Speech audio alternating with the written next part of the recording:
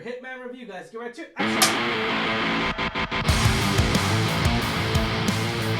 What's going on, Alamo City Movie Talk fans? As always, I'm your host, Ryan D. Ryan680. I'm Angela Takarianj. And this is Alamo City Movie Talk, guys. Thank you so much for making this a part of your day. You know what to do, ladies and gentlemen. Thank you so much.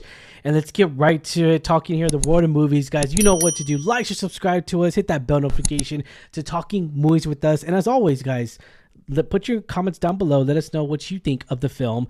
And yeah, we love conversating with every single one of you guys out there. And thank you for making us a part of your day once again. But Angela, what are we talking about today? Ooh, this one. Ooh, because it has my boy. I have been really excited for this. This is going to be coming soon to Netflix. Yep, Netflix. So we saw a special early premiere at the Alamo Drafthouse. Thank you, Alamo Drafthouse. Yep. It was great. Yeah. But we are reviewing the movie Hitman. Hitman, a professional moonlighting as a hitman of sorts for his city police department, descends into dangerous territory when he finds himself attracted to a woman, enlists his services. This actually is as well directed by the Dazed and Confused director Richard Linklater. Stars also Glenn Powell, which we've seen him nonstop. Your boy Glenn Powell, Adria Arjona. And with that being said and everything, Angela, I know this is your boy. We're about to, we really have been in a hot streak for Glenn Powell. Hollywood has right now, and we got another film coming out later this summer, which is we've been seeing a lot more publicity for, a lot more marketing there, and we've seen a lot. We saw another trailer for it, which I'm still on the fence of. I still am. I'm still on the fence of Twister that's coming out. But again, I'm still excited to see what, because I mean, just that smile, that grin. I really enjoy. He's a charming guy. I didn't think you would be on board because I know when I first was like, all right, he's pretty cool. You're like, he's okay. But I think the more we've seen him in, we have notably, I think what was, kind of catapulted him into doing a lot more works now was Top Gun Maverick, which was a fantastic film to be in. It was great. Yeah, it was. And we've seen him in Anyone But You with Sydney Sweeney. He's going to be in the Twisters movie. Fantastic movie. And then now he's in Hitman. And this was a really interesting concept. So come to find out that not only Glenn stars in it, but he also helped write it. He was writing credit. Yeah, it was a really cool concept because they did the Alamo Drafthouse early special had a small Q&A after. Yep. With the director and with Glenn and with Adria, with the CEO of Team League as well. Yeah, it was really cool. It was so informative to see them talk about the film process and everything. That was a really, really neat little thing to do, and I love the Drafthouse. They do it every so often, and just keep doing it because that's really. Really interesting. I think most people stayed for the Q&A. It's after the film, but it was really neat to see the film. This was a really quirky film. It was so out there. The story was, but it was so funny. At the end of the day, everyone was laughing. The whole theater enjoyed it so much. I gotta say, the chemistry between Audrey and Glenn was just phenomenal. They're both great actors and actresses on their own right, but together they were just so great on screen. And it was a really kooky film, but I loved it so much. I love it when movies just get you laughing, and it sets the tone. The very first act of this film really sets it in so many different ways to where, like, you kind of think it's going to go one way because I went in not watching a trailer for this. I just watched the poster, and I was all like, holy smokes, what kind of movie? It's going to be more serious. It's going to be more action figured, more like, action roles, action type film. And it's not the case, but in a great way. It really kind of strives its way to where, like, it's going to be a quirky comedy, not really action, I would say, but more quirky, more comedy, more of like the metaphorical version of a hitman, or this is what a hitman would be. The fantasy in this case, the like fantasy, like what you imagine a playing hitman that would be. role, playing that character, and everything. And I gotta admit, Glenn Powell just does a phenomenal job in here when it comes down to different personalities, and he does that a lot. You actually see it a lot in the poster as well. Was that, I really enjoyed that he kind of took it on a very serious, but at the same time, though, he had fun with it. You can really tell he had a laughter. The charisma was there. And that's the thing, too. Glenn Powell, I mean, come on. I think he's an awesome gentleman to work with. I really do, because every movie he's been in recently, and even before that, he started his career as a cameo in Spy Kids 2, I believe. Game Over. Game Over. And so it was definitely Spy Kids 3, Game Over. That's what it was. Yeah. I'm sorry, because Spy Kids 2 was the island. Anyways, Spy Kids 3. And we didn't realize that too, because I think we were rewatching all the Spy Kids, and I was like, "Hey, I recognize that face. I recognize him." Yeah, anyways, it was fun thing. And so I really enjoyed his acting in here. I really enjoy his charisma that he has. I mean, so many people in Hollywood and media just really believed him and Sydney Sweeney were dating. It's so believable, and they're just good friends. Yeah, they're just great friends, and that's the thing too, is that Glenn Powell does this charming way that I really do. I mean, even we saw it more so. Even we see it more in his starlight roles that he does, right? Like it's mainly him on camera. But also we got a little bit of a taste of it with Top Gun Maverick because of the charming, the way he was trying to play the baddie, like know-it-all, but like he still had his charisma, he still had his charming there, and he really shined it in that film. Yeah, he has swag, I gotta say, he does. Yeah, and in this movie and everything, Richard Linklater actually, we saw the Q&A, and there's this one scenario or this one thing they mentioned.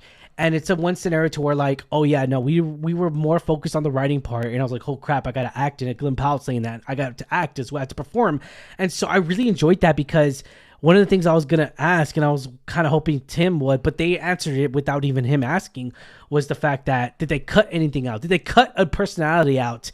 And to Richard, to the director, he's like, no, we didn't cut any of that out. They didn't wing it per se, but they knew what they were on the same page.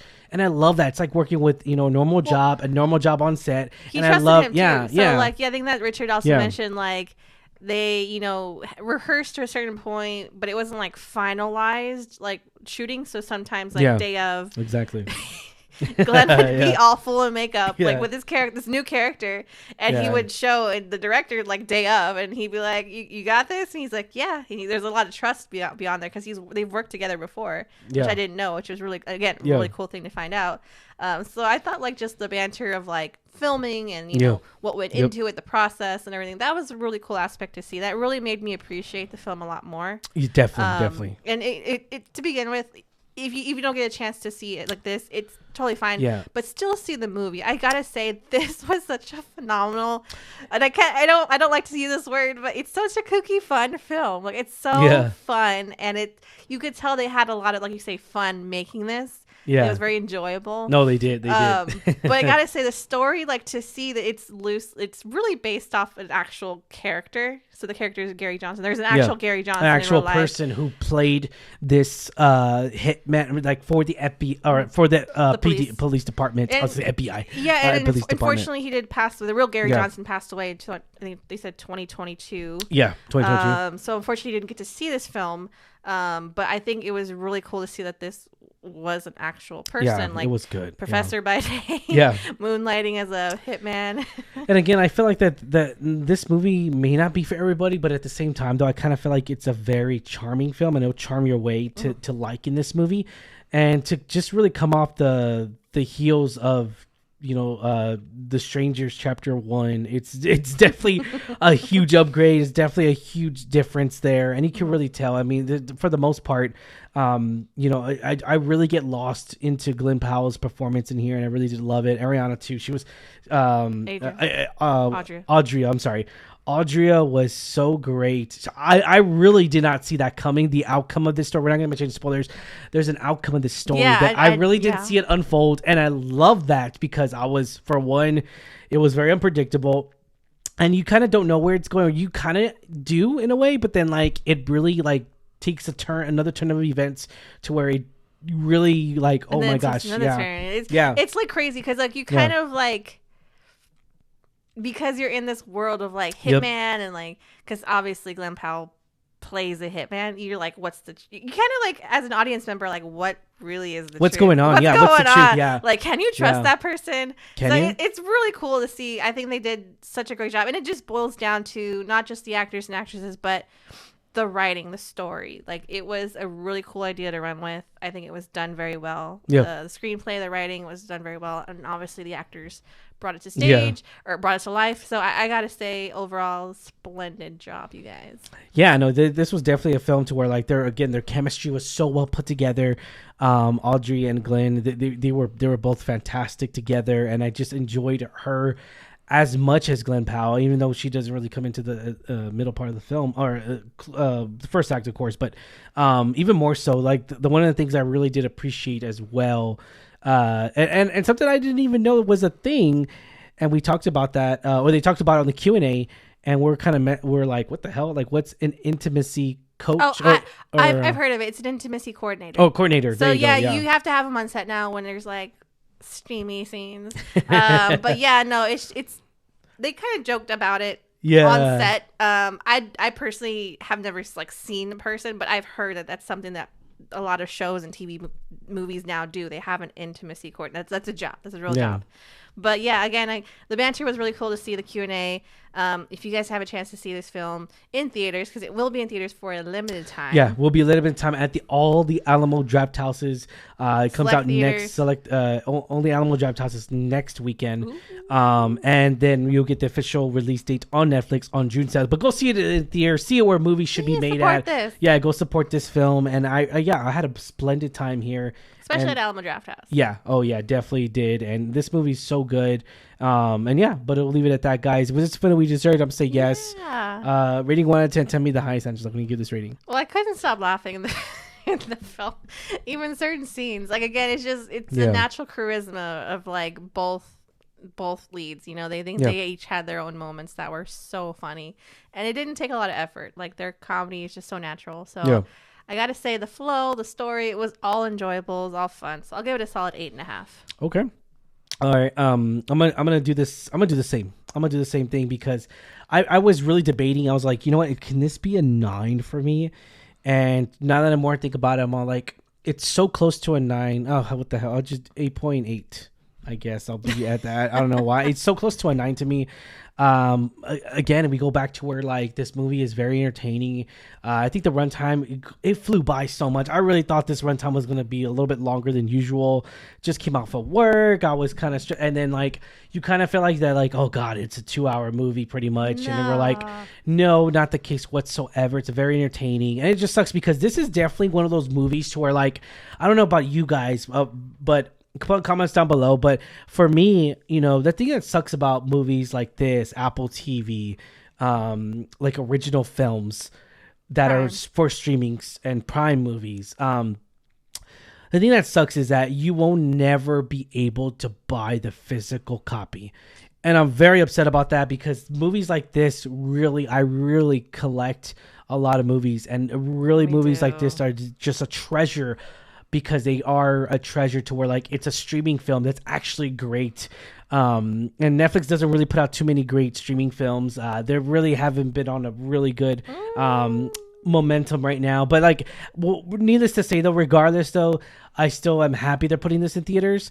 But at the same time, though, like the Apple TV films as well, even more so, like certain type of films, like they're starting to Apple TV, like with the recent film that came out last year, with Martin Scorsese. So like that film had had like a physical copy, and then it went straight to and now it's on Apple TV streaming.